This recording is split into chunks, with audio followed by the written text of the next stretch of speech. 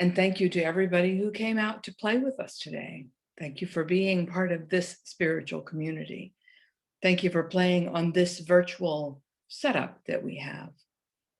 I know that in a way, it's getting kind of familiar, right? Because we're used to like hanging out in our little Hollywood Squares boxes. But soon, we'll have a different answer. And I know that, some folks have gone on to participate in in-person services, and that's okay too, because everyone has choice. So we're glad you chose to be with us today. And I think I want to start by repeating the spiritual thought today. And so those of you in the Zoom room get to hear it a second time. And those of you listening later, you can back up and hear it a second time if you want. But it came from Dr. Ernest Holmes's first book that he wrote in 1918. And it started out as a series of lectures he gave at the Metaphysical Institute in Los Angeles, well before Science of Mind Institute became a thing. And today's reading came from a section he called Practices, which is to say things we need to remember and practice if we're going to become skilled in working with this philosophy. And I actually want to back up a few pages because I want to read from the introductory material of this section first. So from page 45, the one who wishes to practice metaphysics must first, last, and all the time realize that he himself, she herself, or they themselves, depending on your pronoun, is a center of divine activity. They must know that whatever God is in the universal, they are in the world in which they live. Side note, those of us that were reading Thomas Troward this week saw those words in his material. And we had a small discussion about Genevieve Barrand, who was Troward's only student, taking those words into herself and creating for herself a way to do something that was completely unthinkable back then, which is to get herself from Boston to London with not really any money or any possibility. But she realized she was a center of divine activity. And she held on to that and she used it. And we all benefit because she did this thing way back when. Anyway, they see themselves as a center of divine activity, and they must know that whatever God is in the universal, they are in the world in which they live. They must know they are made out of spirit, which is first cause. Second paragraph, they must know that the spirit not only can manifest through them, but that it wishes to do so. Walking, talking, and moving in God, they must not only see the divine being as the great unknown cause, they must go a step further and see God as the great self-knowing, understanding power of infinite intelligence, thinking through their own thought and will in their own life, all power and all good. More than this, God must become within their own soul, the greater self, the inner life, the inner light that lights their path with sure step to the attainment of greater ideals. God is to become not only the great friend in their life, understanding of them, but also helping them at all times to understand all things. And then from page 46, he keeps going. And I know I'm, like blowing myself off by saying this, but I'm going to say it anyway. No more books, no more teachers, no more preachers, creeds, or candlesticks will they ever need. Paragraph 2. They must know that not height or depth or any other thing can come between their soul and its perfect creator. Too long have we listened to people, and now our own soul shall speak in a language that is unmistakable. Now we shall be masters of all life and interpreters of mystery. Now my divine essence, Father, Mother, God, if that's what works for you, and I are one. Think about what those words mean to you in your life experience and how you see your history, your past, your stories, and how you interpret your present from the basis of that. And think about these words of power, because each one of us has that capability, that power, that possibility of being and becoming.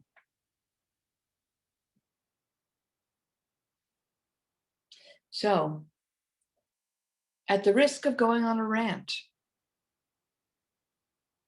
who would you believe and what would you trust if you didn't listen to what other people have told you and what you believed was true when you were a child? What would you do if you fired they who were the authority of your life before, hopefully not now? What would you do if you fired traditions and the way it's always been done and what everybody says, or even what the experts say? Who or what is the spiritual authority in your life? Because I was curious about her, I was finishing up Danielle Laporte's White Hot Truth this weekend. Just in case her name is familiar to you and you can't quite place her, she's one of Oprah's top 100 super soul people. She wrote about getting rid of all the crystals in her house and stopping her regimented meditation practice and stopping regular working with mudras and flower essences and essential oils and sacred geometry and vision boards and incantations and purification rituals, psychedelics, and every other thing she recognized as a power tool. Because in thinking they were what was important and powerful to her, she recognized she was limiting her own access to actual power. She wrote, "Should we avoid esoteric practices and teachers altogether and take the path of self-reliance? No, we can't and we shouldn't. This is part of our awakening. What we should do at many stops along the way is recommit to our spiritual education. For me, this is Danielle speaking, less is more. The less spiritual paraphernalia I have in my life, the more clarity I can access. No crutches, more strength. I do more homework than I've ever done before. And I've curbed my dependency on all that external stuff, the tinctures, the teachers, and the stones. Goodbye, power tools.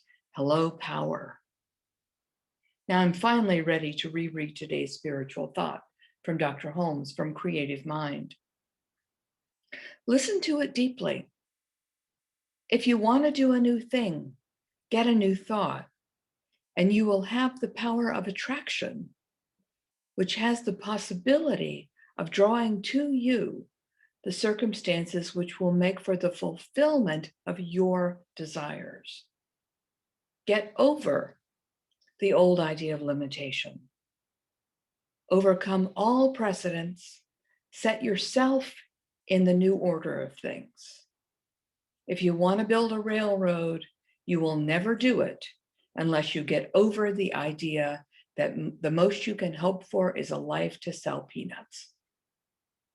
Let people sell peanuts for a living who think in terms of peanuts. Get out of the rut.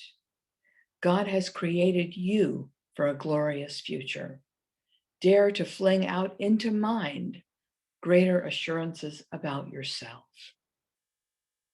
Now, it's a scary thought to imagine yourself as your own divine authority, right?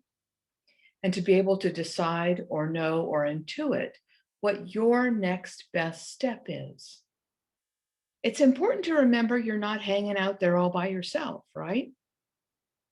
From yesterday's reading in 365 Days of Richer Living, page 136, I am lovingly aware that the divine presence is not only close to me, it is not only right where I am, it is within me always, and what I am. It is this inner I am, that Spirit of God within me, that is my shepherd. The backstory of this reading is Psalm 23 from the Jewish scriptures and the Christian Bible. The Lord is my shepherd, he restores my soul. The love and the law of the divine presence already resides within each one of us. That whole and holy presence within is our shepherd, our nearest neighbor, our advisor, our guide, our safety, and our protection. Does that mean we never experience hardship or loss or have a bad time when we're walking around having our human experience? No, it doesn't. What it does tell us is that whatever experiences we're having do not damage our true, infinite, and divine selves. Depending on how we speak and think to ourselves about those experiences may or may not hamper, hinder, limit, damage, or destroy our human experiences. We always have the choice to see our experiences as catastrophically bad, simply information, or somehow for our good, for our awakening, or anything in between. No matter what the experience was and how gnarly it was in the moment, we never pretend it didn't happen, because it did. And we feel whatever we felt about it. And we pay attention to that feeling because it gives us information about how we think about ourselves and how we think about others. After our mom died 8 years ago now, our dad was appropriately grieving. They had been married for 53 plus years, and he'd not been on his own, truly, for his whole adult life. He didn't know what to do with himself. He didn't know what to do with the family home. On the morning of the funeral, he assumed he needed to sell it and move back home to his family, back up in North Carolina. And we asked him if he needed to do it economically or for some other reason, because we know that people in grief do things that maybe they regret later. And when his answer was no, us kids asked him to wait 10 months before he did anything drastic, which was the next Christmas. He agreed to wait. And over the first year of his widowhood, I asked him if he was done living. He said, no, he didn't think so. So I encouraged him to think about what he wanted to do, how he wanted to live, since Mama was gone and he was needing to find himself for really the first time in his life. He thought he might explore some of the things he had, been interested in when he was a young man. And he was certain he wanted to sell Mama's car because he never liked it. So we encouraged him to do that and for him to stay connected to his different groups of friends because they fed different parts of his reality. And then after several years, one of the widow women at church asked him to a church social. And somewhat hesitantly, he agreed to go. And in talking about dating this woman to us, he was quick to say that she would never replace our mother in his heart, which we understood. And we also understood he wanted companionship. He wanted someone to watch television with. He wanted honestly, he wanted somebody to cook for him and do his laundry. He wanted company. And so this woman that asked him out and they went, she had the same experience because she had also been married 50 plus years and said that, daddy would never replace her deceased husband either.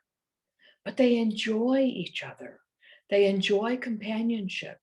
They enjoy comfort. They enjoy the satisfaction of having another human in their space because that's what makes them feel most alive. How fabulous it is to get a second chance for joy and to appreciate life more because of that. We don't forget our memories, and we can use them to inspire us to move forward in a way that serves us. Or we can use them to restrain ourselves and restrict us and make us live in a smaller box. So I'm going to use a partial paragraph from Krishnamurti's Freedom from the Known. He's got a wild story. He was found and he was installed as a world teacher by the Theosophical Society. And he accepted the position only long enough to dissolve the Order of the Star of the East because he didn't want anybody following him. In his speech to dissolve the order, he said, "The moment you follow someone, you cease to follow the truth."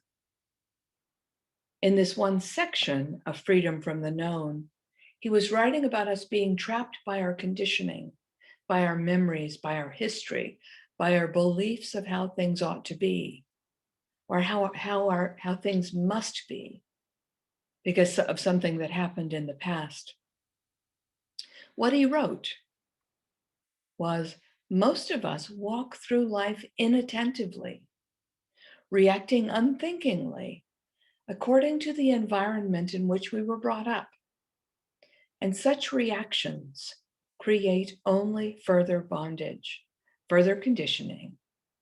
But the moment you give total attention to your conditioning, when you see it for what it really is, you will see you are free from the past completely, and that it falls away from you.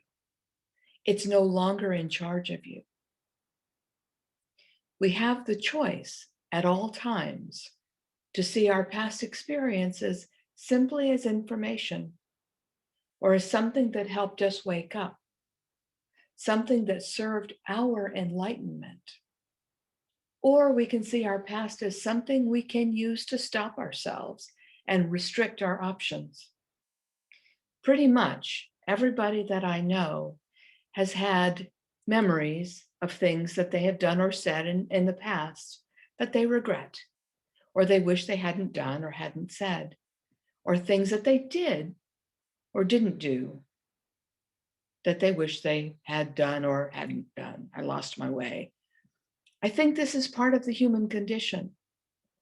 And whether we use those memories as brick walls to stop ourselves or stepping stones for us to move ahead in living is entirely up to us. So I want to close with a piece from Neil Douglas Klotz's book, Prayer of the Cosmos, Meditations on the Aramaic Words of Master Teacher Jesus. Listen to these words, they're beautiful. Loose the cords of mistakes binding us as we release the strands we hold of others' guilt. Forgive our hidden past, the secret shames, as we consistently forgive what others hide. Lighten our load of secret debt as we relieve others of their need to repay. Erase the inner marks of our failures, just as we scrub our hearts of others' faults. Absorb our frustrated hopes and dreams as we embrace those of others with emptiness and compassion. Untangle the knots within so we can mend our heart's simple ties to others. compost our inner stolen fruit as we forgive others the spoils of their trespassing. Loose the cords of mistakes binding us as we release the strands we hold of others' guilt. Grant yourself and others freedom from past errors of judgment, because that's all they are. Use your memories for your awakening and to support the awakening of all. Do this. Bless yourself and bless us all. Thank you. So now I want to move on into the prayer. And if you're ready to let go of some piece of your history that you've realized doesn't serve you and step into some greater good that it brings to your consciousness, please do so. If you want to celebrate your life because it's absolutely fabulous just as it is, please do that too while I speak the words. I celebrate this opportunity called life. I celebrate this opportunity to be present to the now and to look at what has happened in my past as information, as stepping stones from my previous experience to my present awareness of now. I know that the light and life and love of God lives in us, through, around, above, below, within me, and within each beloved here. I see the great good that lives in us, as us, and wishes to express evermore through us. And I celebrate this expansion of good in the universe, knowing that each and all benefit as a result of our stepping up and expressing our lives as this greater knowing. So I bless this awareness. I bless this opportunity to practice this philosophy and these teachings and this knowing. I bless this opportunity to step into the greater experience of life for myself and for all. And I celebrate each of my co-travelers as we move through this thing called life together, and know it expressing as greater good for each and all. In this moment of awareness of the wholeness of life and the beauty, love, and joy that wishes to express through each of us, I relax, I allow, and I let it be. And so it is.